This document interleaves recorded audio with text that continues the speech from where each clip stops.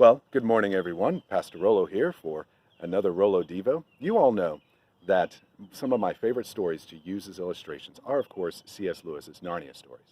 And the best book in the Narnia series is The Horse and His Boy. It tells the story of Shasta and a few of his companions making their way from the oppressive nation of Calormen into the freedom of Narnia. Yet on their way from Calormen to Narnia, Shasta seems to have the worst luck of all of them. At one point, he gets separated from his companions and is alone at night trying to make his way somewhere from Archenland into Narnia. His companions are resting safe with other people, but Shasta's stuck out in the middle of nowhere trying to figure out how to get to Narnia all by himself at night. And at this point, he gets the most depressed he has in the whole book, thinking he must be the most unlucky boy in the whole world. But then as he walks, he has an encounter with Aslan, the god lion of the books who represents Jesus Christ. Aslan helps him to see that he's not unlucky at all, but that Aslan has been guiding his path the entire time, making sure that every event that needed to happen does happen in the exact right place. You see, Shasta learns that though he hadn't met Aslan until this very night, that Aslan had been present with him, guiding his life.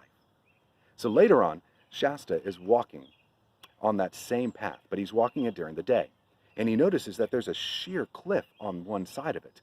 He sees that one misstep during the night on his walk with Aslan, and he would have fallen to his death. Then he realizes that Aslan had been walking on his left for a reason. He says, "I was quite safe. That is why the lion kept on my left. He was between me and the edge all the time." From then on, Shasta knows that the great lion Aslan is his true master and is always present with him, caring for him no matter what happens.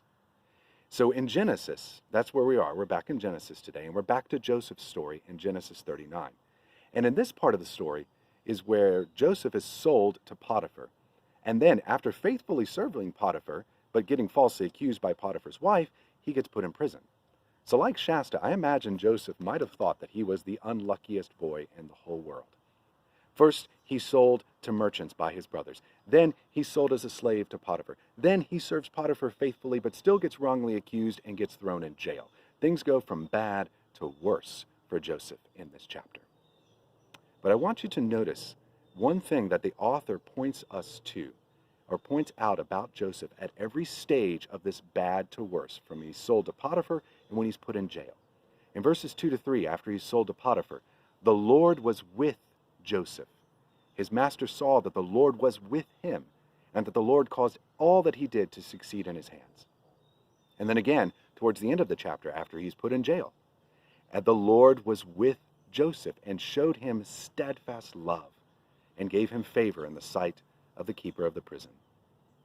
You know, sometimes we feel like the unluckiest people in the world. And in fact, our situation may make it feel like that. It may even be like Joseph's, where it goes from bad to worse, at least from our point of view. Yet we belong to Jesus when we've put our faith in him, and he is always present with us, just like God was with Joseph. Jesus promises that in Matthew 28 before he went off to heaven.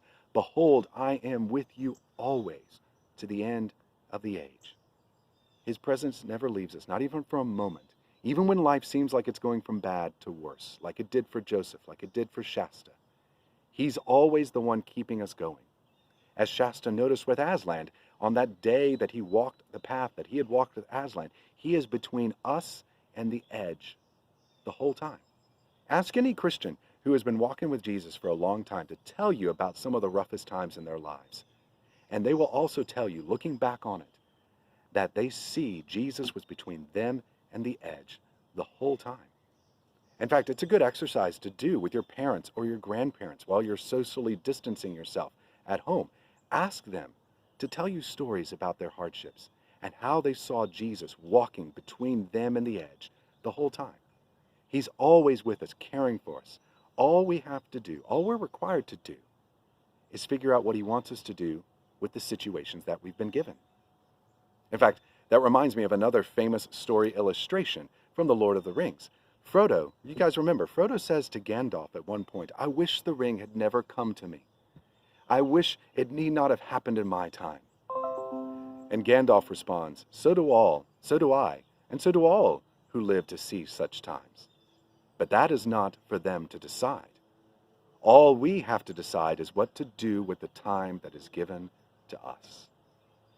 Today you're in another day of quarantine, and that's not for you to decide, just like it's not for any of us to decide who live through such times. But Jesus is present with you, between you and the edge, the whole time. You don't have to worry about that. So you can follow him in this time that is given to you.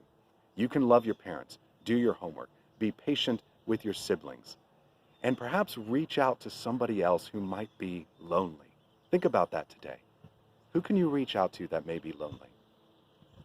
All right, you guys think about that, and I'll see you guys tomorrow.